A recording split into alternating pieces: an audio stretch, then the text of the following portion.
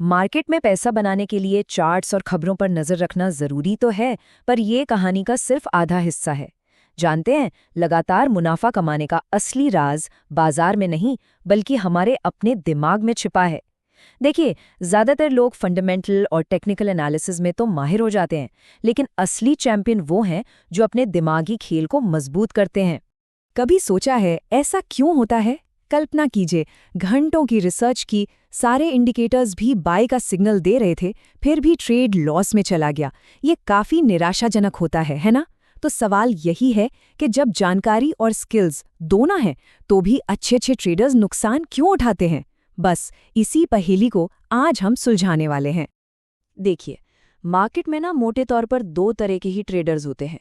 एक वो जो लगातार नुकसान करता है, और दूसरा जो लगातार मुनाफा कमाता है।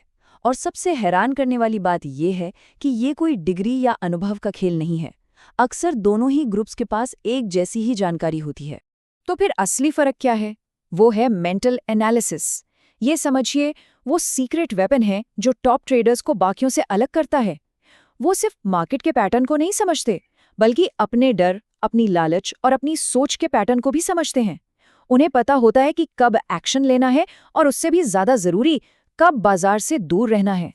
तो आज हम ट्रेडिंग के मनोविज्ञान में गहराई से उतरने वाले हैं। हम इसकी राज को समझेंगे, एक कामयाब मानसिकता बनाने की रणनीतियां सीखेंगे और देखेंगे कि एक आजाद ट्रेडर बनने का रास्ता आखिर है क्या। तो चलिए पहले हिस्से से शुरू करते हैं। अगर कोई ये सोचता है कि सिर्फ टेक्निकल और फंडामेंटल स्किल्स से ही सफलता मिल जाएगी, तो वो एक बहुत जरूरी चीज को नजरअंदाज कर रहा है। इसे ऐसे समझिए जैसे एक तिपाई होती है ना, उसके 3 पैर होते हैं। पहला पैर है फंडामेंटल, दूसरा है टेक्निकल एनालिसिस। ज्यादातर लोग इन्हीं 2 पर ध्यान देते हैं, लेकिन तीसरा और सबसे मजबूत पैर है मेंटल एनालिसिस। और इसके बिना ट्रेडिंग की नींव हमेशा हमेशा कमजोर और अस्थिर रहेगी। अब आते हैं बाजार की कुछ कड़वी लेकिन बहुत जरूरी सच्चाइयों पर। इन्हें समझे बिना कोई भी ट्रेडर मार्केट में टिक नहीं सकता। यही समझ एक मजबूत नींव बनाती है। सच तो ये है कि ट्रेडिंग का दूसरा नाम ही रिस्क को मैनेज करना है। एक सफल ट्रेडर रिस्क से डरता नहीं, वो उसे कैलकुलेट करता है। वो ट्रेड लेने से पहले ही अपनी डायरी में लिख लेता है कि अगर ये ट्रेड मेरे खिलाफ गया तो मैं ज्यादा से ज्यादा कितना नुकसान सह सकता हूँ। ये अनुशासन ही उसे भावनाओं में बहकर फैसले लेने से बचाता है। एक प्रोफेशनल पोकर प्लेयर की तरह सोचकर देखिए। वो हर बाजी नहीं जीतता, लेकिन उसे पता है कि अगर वो सही रणनीति पर टिका रहा तो लंबे समय में वही जीतेगा। ट्रेडिंग भी ठीक वैसी ही है। ये संभावनाओं का खेल है।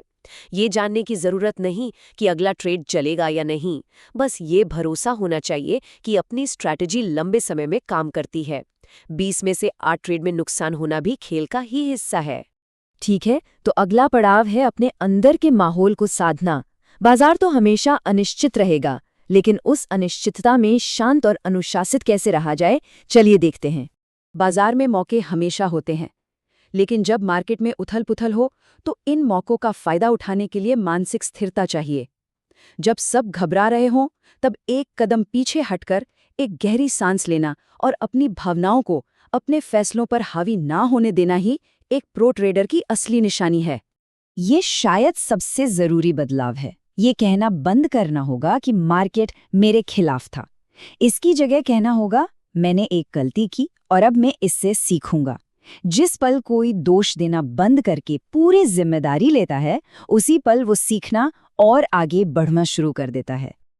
अब बात करते हैं एक ट्रेडर के 2 सबसे बड़े दुश्मनों की, डर और अति आत्मविश्वास। ये दोनों भावनाएं सबसे अच्छी ट्रेडिंग योजनाओं को भी मिट्टी में मिला सकती हैं।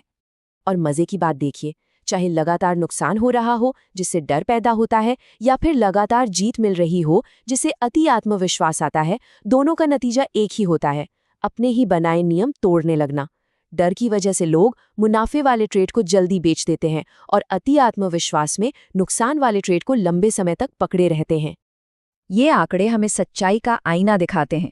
सिर्फ 10% ट्रेडर्स ही लगातार मुनाफा कमा पाते हैं। क्यों?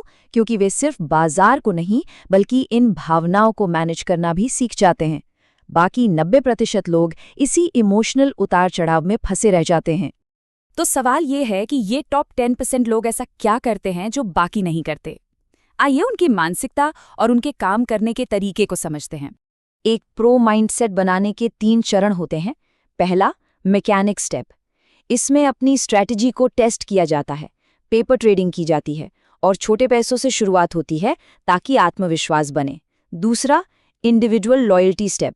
इसमें अपनी गलतियों का विश्लेषण किया जाता है।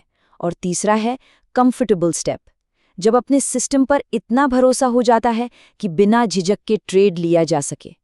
इस मानसिकता को समझने का सबसे अच्छा तरीका है कसीनो का उदाहरण। एक पल के लिए सोचिए कि कोई ट्रेडर नहीं बल्कि एक कसीनो का मालिक है। कसीनो का मालिक किसी एक व्यक्ति के जीतने या हारने से परेशान नहीं होता। उसे पता है कि उसका एक स्टैटिस्टिकल एज है, एक गणितीय बढ़त है जो हजारों बाजियों के बाद उसे हमेशा मुनाफे में ही रखेगी। टॉप ट्रेडर्स भी ठीक यही करते हैं। वो हर एक ट्रेड के नतीजे से अपनी भावनाओं को नहीं जोड़ते, बल्कि अपने सिस्टम के लॉन्ग टर्म प्रदर्शन पर भरोसा करते हैं। और अब हम पहुंचते हैं अपनी मंजिल पर।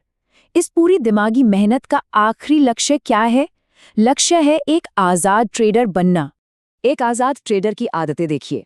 वो बिना डर के ट्रेड लेता है, मतलब जब उसका सिस्टम सिग्नल देता है तो वो बिना झिझके एक्शन लेता है। उसे किसी ट्रेड से प्यार या नफरत नहीं होती। वो गलतियों को तुरंत स्वीकार करके उनसे सीखता है और हमेशा बेहतर बनने की कोशिश करता रहता है। इस स्थिति को केयर फ्री माइंडसेट कहते हैं, लेकिन इसका मतलब लापरवाही बिल्कुल नहीं है। इसका मतलब है केंद्रित आत्मविश्वास, एक ऐसी मानसिक अवस्था जहां बाजार के नतीजों से डर नहीं लगता, क्योंकि अपने सिस्टम पर और किसी भी हालात को संभालने की अपनी क्षमता पर पूरा भरोसा होता है। और यही इस पूरी बातचीत का सार है। बाजार की अनिश्चितता को स्वीकार करके और इस शांत, केंद्रित आत्मविश्वास को अपनाकर ही कोई ट्रेडर बाजार के भावनात्मक उतार चढ़ाव से सही मायनों में आज़ाद हो सकता है। तो अंत में एक सवाल, इस सफ़र को शुरू करने के लिए वो पहला विश्वास कौन सा है जिसे बदलना होगा? क्या ये कि हर ट्रेड जीतना ज़रूरी है, या ये कि बाजार को कंट्रोल किया जा सकता है? सोचिएगा ज़रूर।